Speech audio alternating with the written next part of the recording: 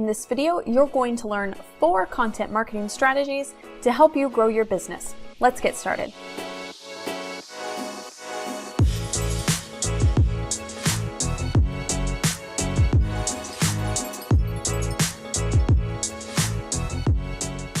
Hey guys, Angie with Gensler.com here, and today I want to talk about content marketing and 4 strategies within content marketing that you can use to help you grow your business.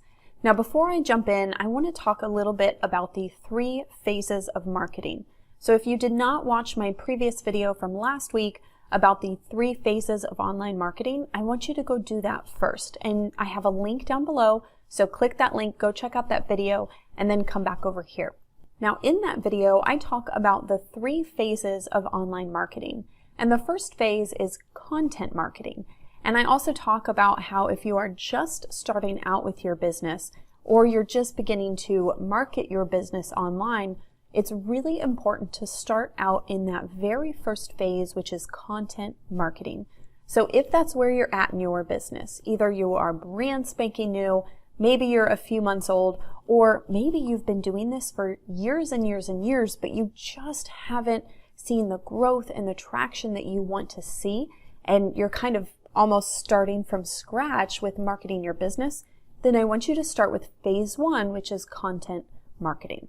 Now in this video, I'm going to share 4 different content marketing strategies, but I want to talk about the different types of content that you're going to want to create in order to employ these marketing strategies. So when I'm talking about content creation, I'm referring to written content, visual content, which would be videos like this one, and then audio content, which is like podcasts. Now, when you're starting out creating content to market your business, I want you to focus on one of those 3 forms of content.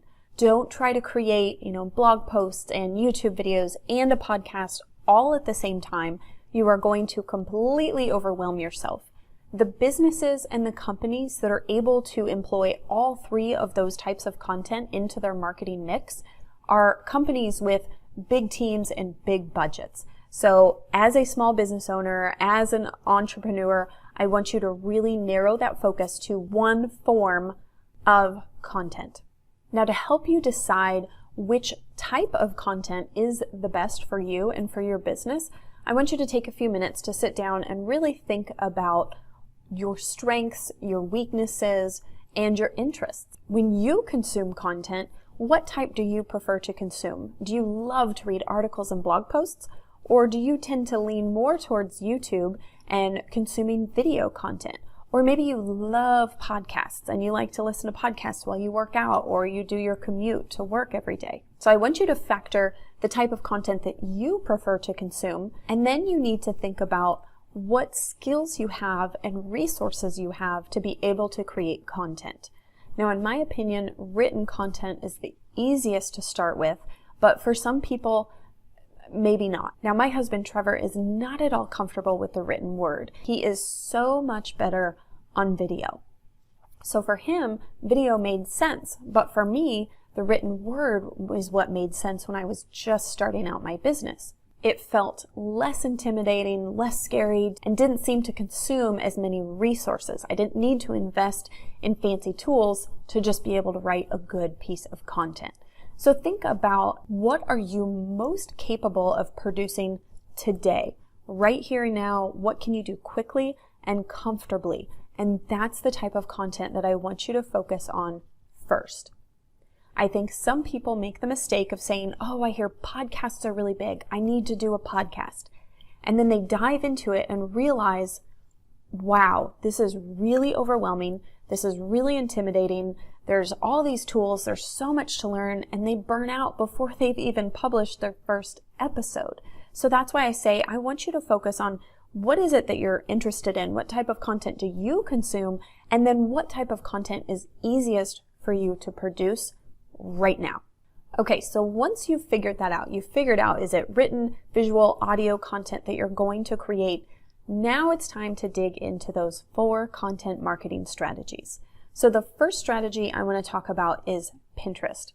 Now, if you followed me for a while and you're subscribed to my YouTube channel, you know that I love Pinterest. It is my jam. It's how I exploded my business growth in the very beginning when I first launched my blog in 2016. Pinterest is an extremely powerful tool to help you get your content out there and drive traffic back to your business. Now, if you're not familiar with how Pinterest works, you are in the right place because I have an entire playlist on my YouTube channel with 37 Pinterest marketing tips.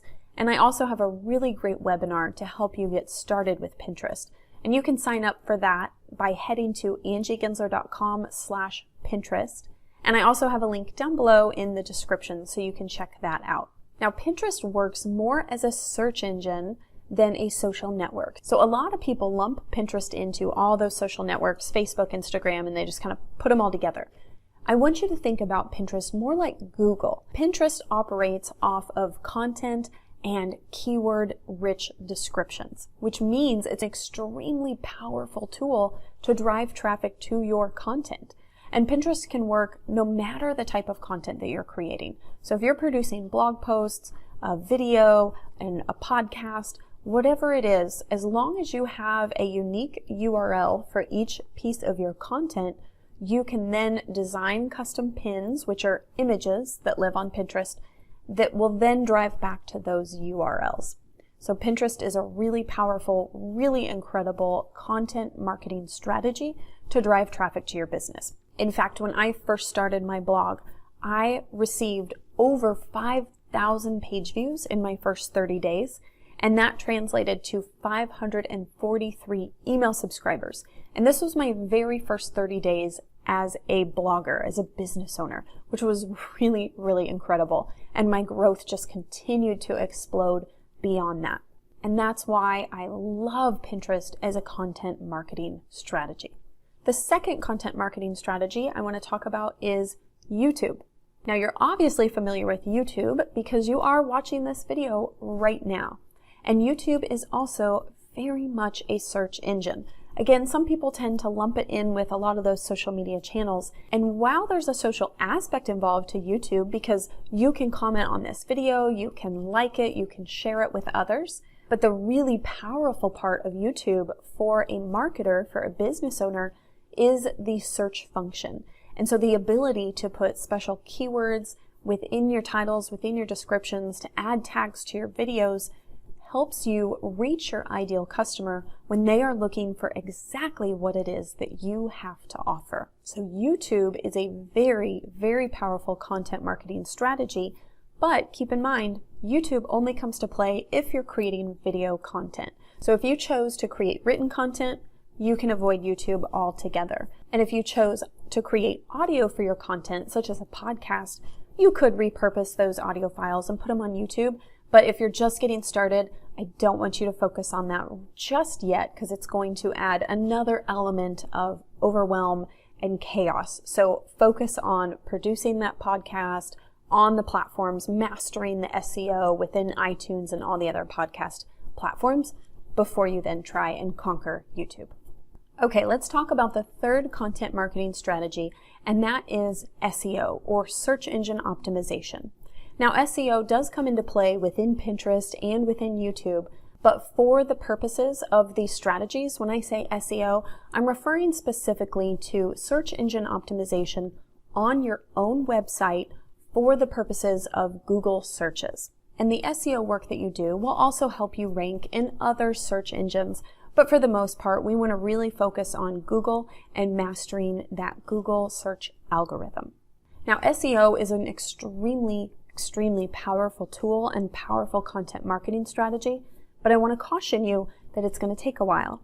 So when I first started my blog, I was not getting organic search traffic, and my husband knew what he was doing. He was very skilled at search engine optimization, and he's become much better over the past 2 years. And so when I launched my blog, Trevor made sure to SEO optimize every page and every post. And what happened was, in the beginning, well, nothing. It took about 6 to 9 months for one of my blog posts to start to rank. And it slowly grew every single month. And, even the first 2 years, it really wasn't bringing a whole lot of traffic. For the most part, Pinterest was driving the majority of the traffic for my entire website. Now, 2 years later, I have a blog post that is bringing in thousands of visitors every single week. And what I'm starting to notice is that one blog post alone is now generating more traffic for my website than a lot of the other strategies that I've been spending time and money to bring that traffic into my site. And this is all happening organically without me having to do a thing. This post is just living out there, and the SEO and the keywords are doing all the work for me. But keep in mind, that took 2 years to get to this point. So when you are doing SEO work, I don't want it to be your one and only content marketing strategy, because it's gonna take time. And chances are, after about 3 months, you are going to get so frustrated, you're not gonna see much change, much improvement, and you're gonna want to give up and quit and jump ship. So I want you to view the SEO content marketing strategy as something that you do all the time with all your content, and it's really a long-term focus. So SEO should always happen, and it should be a part of that marketing mix that you do, but it is not your one and only strategy. You need to employ other strategies, so either Pinterest or YouTube, to try and get that more immediate traffic to your website. Okay, so now let's talk about the fourth and final content marketing strategy that I'm going to address in this video today, and that is social media. Social media marketing can be a really powerful tool for your business if used correctly. But I want to caution you that social media should not be your one and only content marketing strategy. So when you produce a piece of content, whether it's a blog post, a YouTube video, or a podcast episode, your one and only strategy shouldn't be, well, I'll just post that link on Twitter and Facebook and Instagram, and it'll drive in loads of traffic. That is absolutely not going to happen. Unless for some reason you have hundreds of thousands of followers on your Instagram and you're Insta famous, don't expect for a post leading to a piece of your content to generate hordes of traffic for your business. It's just not going to happen. I want you to view social media as a way to connect with your audience and your ideal customer on a deeper level. I don't want you to view it as a way to attract your ideal customer to you. It's a way to connect with people who already know about you. So you're going to use your content marketing strategies from search engines to bring in brand new people into your world, into your funnel, introduce them to your business. Once they know about you, now they can connect with you on whatever social media channel it is that you've chosen to focus on. And little sidebar there, I want you to focus on one social media channel. Don't try and do them all. And if you want to know more about why I say this, I've got a video where I talk all about this. I've got a link to it down below, or you can go to my channel and search for my video about my 5-step social media strategy for busy entrepreneurs. I talk about why it's important to focus on one social media channel. Okay, so sidebar over. Let's get back to social media marketing as the fourth and final content marketing strategy. So you're going to use social media as a way to share your pieces of content with your existing audience, your existing customers. You want to encourage them to go check out that new piece of content, share it with others, comment on the post, engage with you so that you can build a deeper relationship and build raving fans who then talk about you and bring more people into your business. So that's really the role of social media marketing. It's not to be treated as a search engine where you are bringing in people and your ideal customers are finding you based on searches and keywords. It's really meant to deepen that relationship with your existing customers. Okay, so now you know those 4 content marketing strategies. I have a little homework or some action steps that I want you to take. So first, I want you to sit down and decide, what is that one form of content that I want to create, that I would be best at creating? I have the resources and tools to start creating it now. And I want you to focus on that one thing. So is it writing blog posts and articles?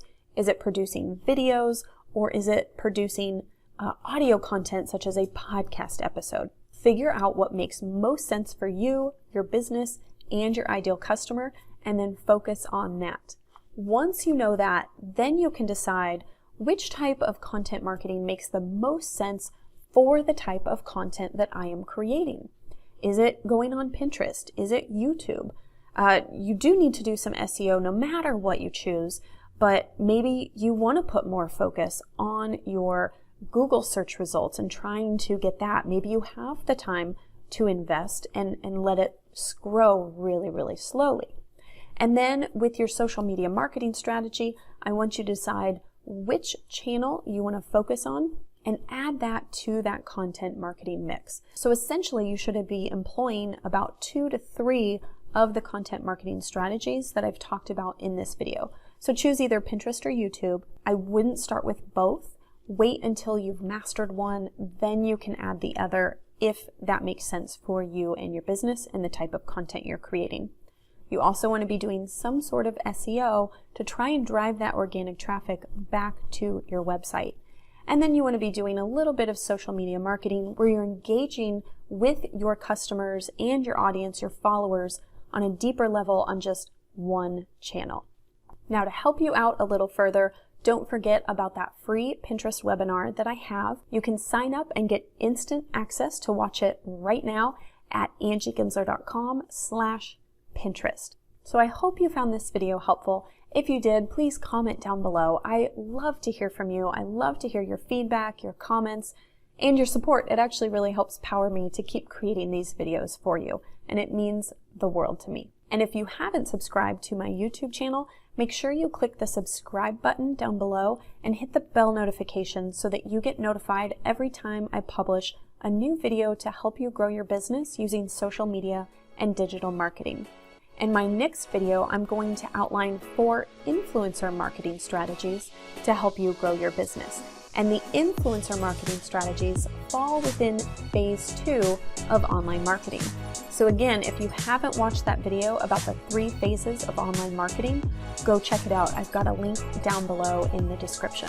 So that's it for today. Have a great day, and I'll see you in the next video.